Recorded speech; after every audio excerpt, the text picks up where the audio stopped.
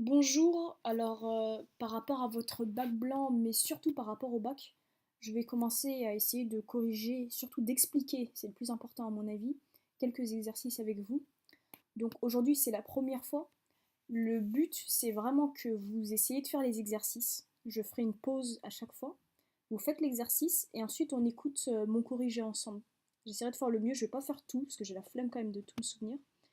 Mais allons-y. Donc, on va commencer avec ce sujet de bac Pondichéry de l'année dernière. Voici l'exercice 1. J'ai corrigé la question 2 et la question 4. Donc, je veux que vous appuyiez sur pause tout de suite pour me faire d'abord la question 2. Voilà, vous appuyez sur pause, vous essayez de la résoudre. Donc, maintenant, je vais essayer de vous expliquer ma correction. Soit la fonction h définie sur r par h de x est égale à, et vous voyez que c'est le produit de deux fonctions. Alors maintenant, on cherche l'équation h de x est égal à 0. On dit si ça a des solutions. Ça peut ne pas avoir de solution, ça peut avoir une ou plusieurs, même une infinité de solutions. Donc, h de x est égal à 0, ça veut dire que tout ça, c'est égal à 0. Quand est-ce que tout ça est égal à 0? Vous savez depuis le collège que quand un produit est égal à 0, c'est que un des deux facteurs est nul, ou bien les deux. Donc, quand est-ce que e de x est égal à 0? Cette partie-là, jamais. Et quand est-ce que 7x moins 23 égale à 0? Quand x est égal à, vous voyez c'est rapide, 23 septièmes. Donc les réponses qu'on a à pour solution 2,718, peut-être d'ailleurs c'est le cas, j'ai pas calculé, mais en tout cas à une solution sur 0 plus l'infini. Ça c'est la réponse B et la réponse correcte. Après j'ai pas calculé, là je vais faire le calcul vite fait. 23 divisé par 17. Mais donc vous voyez c'est simple. Quand vous avez quelque chose de la forme f de x égale à un nombre, f de x, c'est tout ça, c'est pas juste x. F de x, vous voyez qu'il y a bien le signe égal, c'est ça. H de x, là, maintenant, c'est ça. Et donc, vous voyez que c'est 3 virgules, donc la réponse 1, elle est fausse. Hein. Fallait pas essayer de bluffer. C'est très facile, cette question, c'est ce que j'appelle des points cadeaux. Donc maintenant, on va faire la question 4, et pareil, je veux que vous essayiez de la résoudre. Appuyez sur pause, et réappuyez sur play quand vous l'avez résolue. Alors, pour la résolution, on nous demande donc si une fonction définie sur R tout entier, donc de moins l'infini à plus l'infini en comprenant 0, si cette fonction elle est convexe.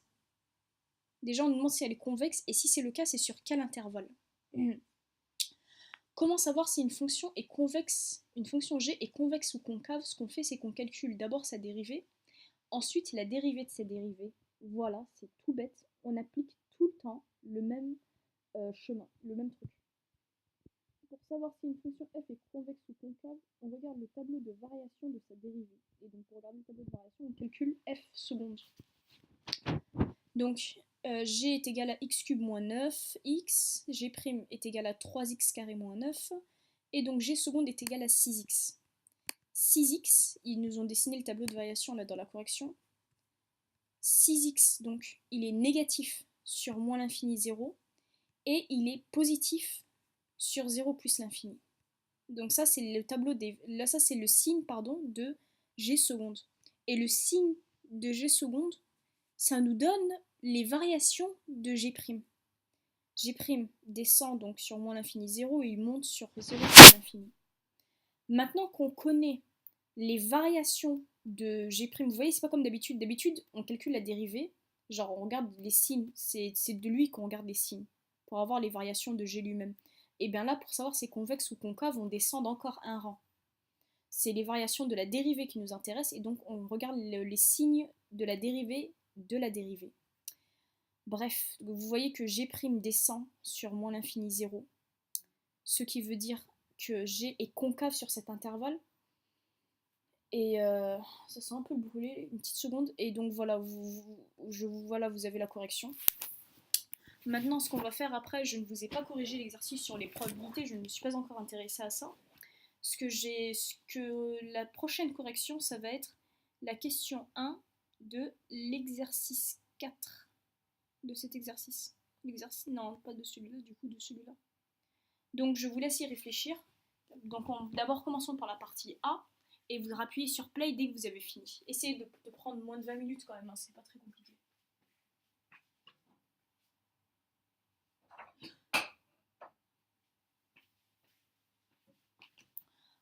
Alors, corrigeons ça. Sur la fonction f définie sur l'intervalle, c'est ultra important que vous regardiez tout le temps les intervalles parce que vous pouvez avoir la flemme, penser que c'est sur R tout entier et faire des hors-sujets. Là, notre fonction, elle est définie que sur des nombres négatifs et pas beaucoup, hein, entre 0 et 6.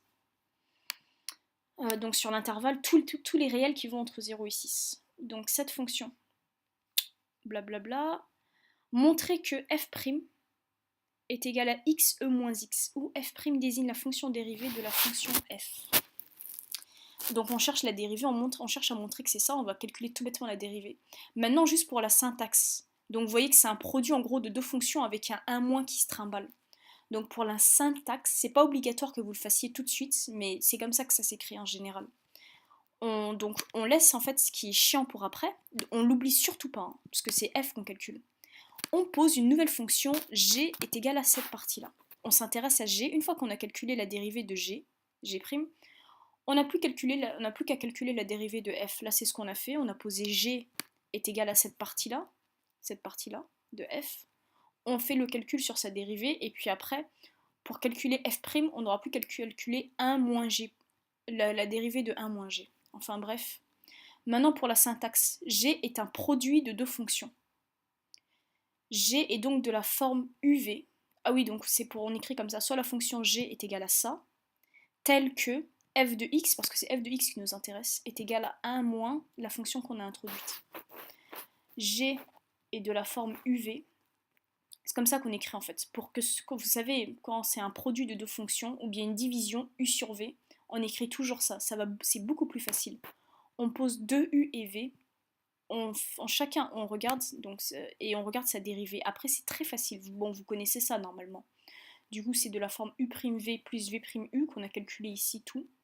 Tac, tac, on calcule, et ça nous donne moins x e de moins x. Ça, c'est la dérivée de g. C'est pour ça qu'il ne faut pas oublier de revenir après à f. Hein, ça, c'est juste de l'entraînement qui va faire que vous n'aurez plus de soucis. Or, f est égal à 1 moins g, donc f' est égal à moins g'. Moins ça, c'est donc x e de x. On a répondu à la question, et on a gratté tous les points. Maintenant, démontrer que l'équation f de x admet une solution unique alpha sur l'intervalle. Comme moi, la terminale, c'était il y a très très longtemps, j'avais complètement oublié, donc je me suis bêtement posé dans la résolution, hein, ça est égal à 0,5, et je suis tombée sur une impasse. F de x, blablabla, x plus 1, e de moins x. Et ça, je sais pas résoudre, je sais pas pour vous, mais moi je sais pas résoudre. Donc, allez-y, appuyez sur pause, résolvez. C'est bon? On va essayer de voir donc la correction qu'ils ont mis. En fait, il y a un truc que vous devez savoir, voilà, très important en maths. Vous devez toujours vous dire que les questions qui sont là, il y a 80% de chances que pour les répondre, on utilise les questions d'avant, toujours. Surtout les longs exos comme ça, vous allez voir, il y aura des questions par là qui auront besoin de ce qu'on a fait là, par là. Donc, ici, rappelez-vous, on utilise le théorème des valeurs intermédiaires. En fait, pourquoi on peut s'en servir? Ça nous a servi à quoi de faire cette première question, de calculer f'? Ça nous a servi, si on connaît le signe, parce que la fonction elle va que entre 0 et 6. Donc si on connaît le signe de f', on voit comment f varie. Je m'explique. On voit, regardez, la correction. Le signe, alors oui voilà, cette partie-là, pour trouver le signe de f', ça c'est toujours positif, donc le signe dépend de x. Et dans notre intervalle, on est entre 0 et 6, x il est toujours positif. Donc voilà, f' est positif, donc f, en gros, la fonction f, elle va aller, ils ont calculé f de 0, ça c'est facile, ça fait, vous pouvez le voir très facilement, f de 0, elle est où le truc? F de 0, 1 moins, donc 1 fois 1, ici c'est e de 0 c'est 1, donc ça fait 1 moins 1, ça fait 0, f de 0. La fonction elle va de 0 à peu près 0,98. On cherche f de x est égal à 0,5. La fonction, voilà la phrase, en fait la fonction f est continue et strictement croissante sur 0,6, donc il y a un moment alpha pour lequel f est égal à 0,5. Ça c'est pour justifier que f passe par 0,5. Donc après vous faites avec votre calculatrice,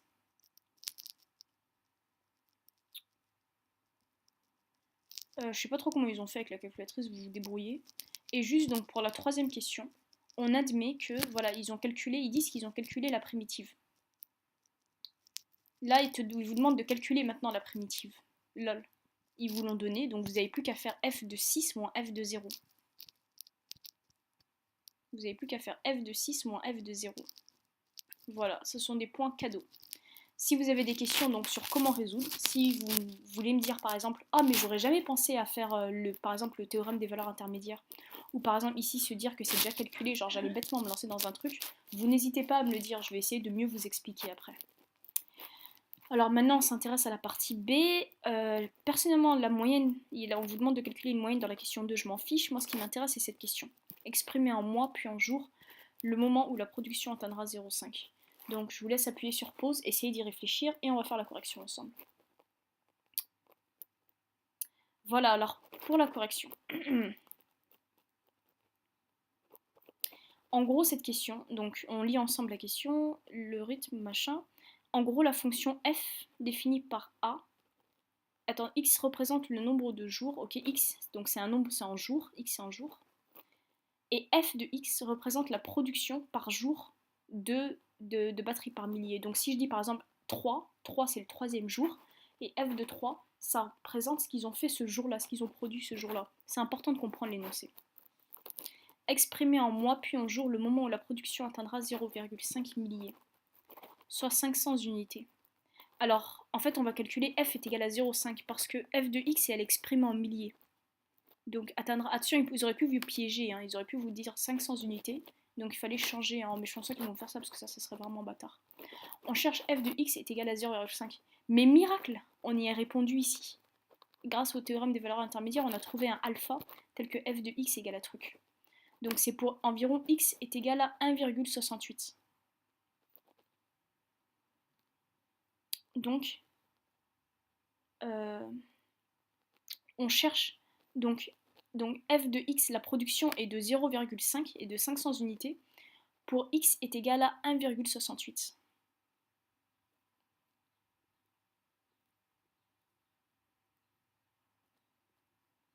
Excusez-moi, x représente un nombre de mois, autant pour moi. X c'est 0, enfin c'est plutôt 1, 2, 3, 4, 5, 6 ou même 0 au tout début. Ça c'est en mois, voilà. Donc ce que veut dire cette fonction, f de x représente la production journalière, donc 500 unités, et x un mois. Donc quand on dit que f de x était à 0,5, ça veut dire qu'ils ont fait 500 unités pour x égale à 1,68. Donc pour le mois 1,68. Ça veut dire que c'est le mois 1 et des poussières. En fait, c'est pendant le cours du mois 1, un certain jour du premier mois. Donc là, c'est pendant le premier mois, 1, vous voyez, après c'est des jours. Maintenant, quel jour? En fait, c'est comme les heures. Vous savez, quand on dit par exemple un quart d'heure, un quart indivisé, enfin c'est un produit en croix, bref, qu'il faut faire. En gros, 0,68, ça veut dire qu'on a fait 0,68% du premier mois. Vous voyez, quand on dit 1, enfin genre ça va jusqu'à 1. Si c'était 1,99, vous voyez qu'on serait pratiquement au deuxième mois pour 0,99, mais il n'y a pas 99 jours. Ce que je veux dire, c'est que ce 0,68, ça veut dire qu'on a fini 68% du mois. Donc on fait une petite règle de 3. Ça, posez-moi des questions si vous n'avez pas du tout compris, j'essaierai de vous l'expliquer. Donc il y a 30 jours en pourcent 30, donc ça, si c'est 100, ça veut dire que ça fait un mois. Ça veut dire que ça fait 30 jours. On convertit en jours, hein, pas en mois. 100, ça veut dire 30 jours. Et donc 68, ça veut dire combien de jours? Tac, on le calcule, c'est 20,4 jours. Donc c'est le 20e jour du premier mois. Mais ce qui nous intéresse ici, c'est le jour à partir du début, donc c'est le 50e jour depuis le début de la production. Voilà, si j'ai pas bien expliqué, je vous laisse ma correction 2 minutes. Appuyez sur pause et essayez de la comprendre.